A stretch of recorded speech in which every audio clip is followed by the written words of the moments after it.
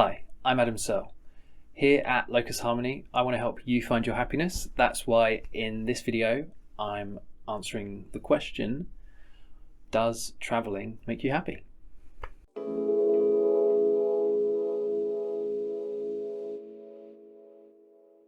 Okay, before we get started, you might be wondering, what do I know about traveling? So I'll just give you a quick overview of what I've done. I have traveled most of my 20s in between studying and jobs to save up.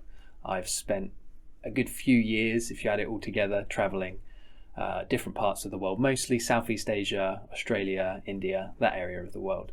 So I'm going to share my experiences with traveling and how that relates to happiness, and hopefully that might help you out.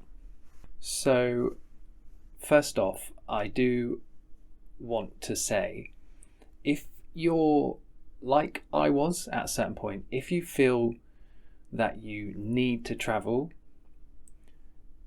it's not so much the wanderlust that I'm talking about. Like, I still myself feel the urge to travel, but if you feel that you need to travel in order to be happy, I would like to challenge that belief. I would like to say that in order for you to be happy, you need to be where you are now.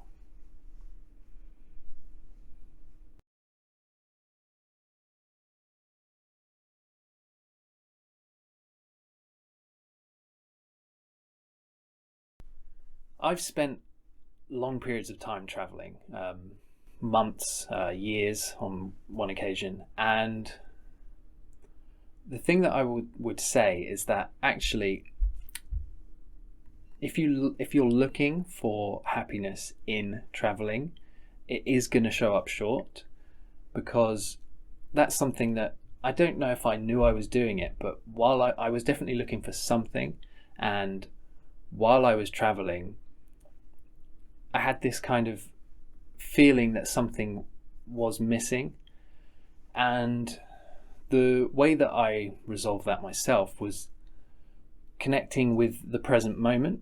And it's an ongoing thing that I'm doing, but definitely traveling is not the be all and end all. Now, don't get me wrong, traveling can be great, and if you're thinking about going, I would recommend it, but I would just say, whatever it is, if you feel like you're looking for something, whatever that is, you can find that before you go. Traveling grants a freedom, and it grants the opportunity to spend time to think about things that you otherwise might not get time to think about. It does take you outside of your comfort zone if it's something you've never done before. So I've mentioned this story that I'm about to tell in another video, which was about Vipassana. Essentially, when I was traveling, I had this feeling that something was missing. Like, it was very nice. This was when I was traveling around Southeast Asia. I was traveling around the Philippines, and then I went on to Bali in Indonesia.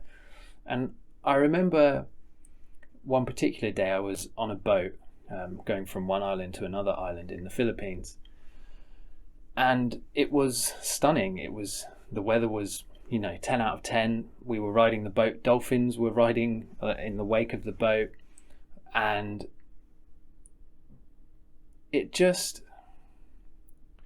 I had a sense that something wasn't there. Do you know what I mean?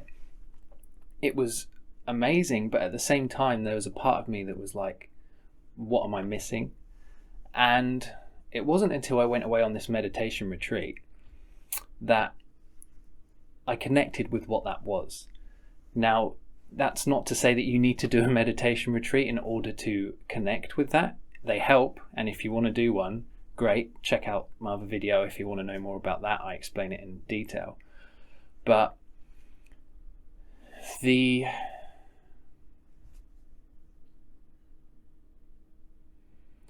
thing that the meditation retreat allowed me to connect with was the ability to stay present and accept things as they were. Now, that the happiness that I was feeling after the meditation came from my presence. Now, the meditation technique that I did, that came through accepting things as they are. That was the process by which I was staying present. There's many ways that you can do it. Just being present can do that if you can just pull yourself into the present moment. As an example, when I was walking out of the airport, I was carrying a big heavy bag and it was slightly uncomfortable. It began to dig into my fingers a little bit. And I noticed the new thought pattern arise in my mind that was just to observe that rather than, chuck it over a shoulder, change the hand. I just observed it. And conversely, when something good happened, it was so much better because I was present. Now, how does this all tie into, does traveling make you happy? What I'm trying to get at here is something a little deeper. It's that no one thing is going to make you happy. Traveling is great and it can be great, and you can really learn so much from traveling. But I would say it's more from the types of people that you're exposed to, because people that travel, in my experience, tend to be a lot more open and they're a lot more calm and present. At least that's what I've experienced. Day to day, when you're back home, everyone is just in the same routine, so they take things for granted. When you travel, everything is new, so that really can pull you into the present moment. The reason I wanted to talk about this topic is because I've understood something within myself recently, or at least I've had a change, and I wanted to share that with you. So what that is, or what it was for me, is I've always had this urge to travel and I've acted on that, but it's still there. That hasn't gone away at all. And actually, by traveling, it's almost made it harder, so to speak, to come back to home, because you do have some amazing experiences traveling. And my mind was somewhat, when the memories of those experiences, could be, anything, when they arise, there was a kind of longing and an attachment to those. Whereas now, it's changed that if those memories come, I started by just being present, and so by going through that process, they were just coming up and passing away. And as that's happened, I found actually there's a fondness there, not an attachment, but just almost like you relive the experience, not fully, and just as it passes through you with no attachment. There's no better word for it, to that feeling. Now, how does that help you if you've never been traveling? What I'm trying to highlight here is that it's not the traveling itself, because actually traveling kind of made me sad. I was sad, not the whole time I've ever traveled, but there were many times where I was sad when I was traveling, probably in large part due to the expectations that I had. And they weren't like conscious expectations, like I didn't have a list of things that I expected to do and feel, but I guess I just had this idea that things would somehow be better if I was in this type of place. But your way of thinking will come with you. That's the only link, if you like, between any situation that you're in, any location that you're in, is yourself, and that is going to come with you. Now, by learning to remain present, that is where true happiness can come from. Now, as I've said in other videos, and the point I try to make here at LocusHarmony, I want to help you find your happiness and really, take control of it and understand that you're in control. That doesn't mean that you never get sad. It means that you understand this place where happiness comes from. And I don't mean like a fleeting happiness. I mean,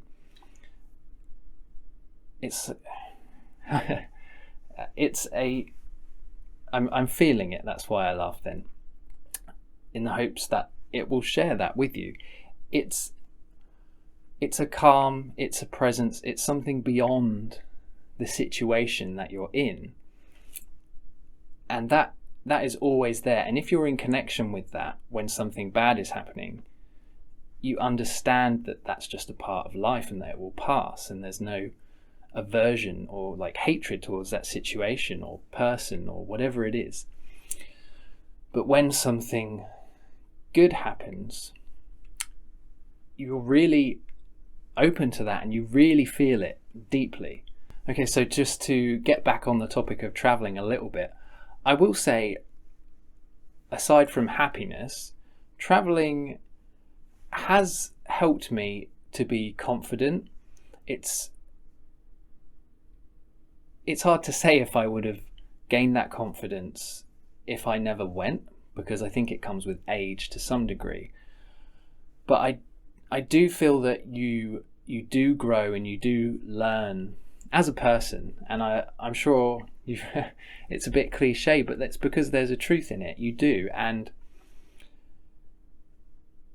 you get to know yourself in lots of different situations, and it's hard to say what that confidence is based on. It's just, like I say, it's kind of knowing yourself. So it is a good thing to do. That's not what I'm trying to say at all. Like, go out and experience the world 100%, but just be careful about your expectations, because that can actually turn what can be a great experience into something else.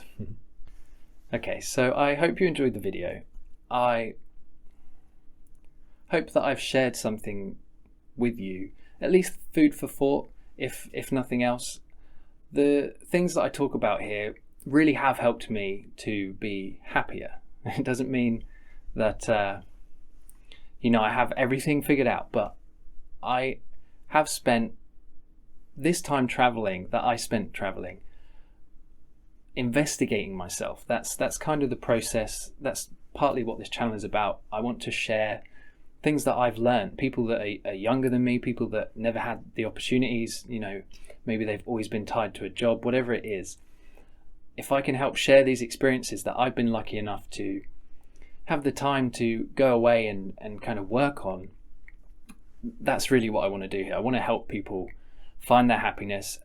And the main thing about this channel is I want to help you understand that you are in control of your happiness. No one else can do that for you. You are the person that creates your reality. If you liked the video, why not hit that subscribe button? It will help the channel grow, help me to reach more people.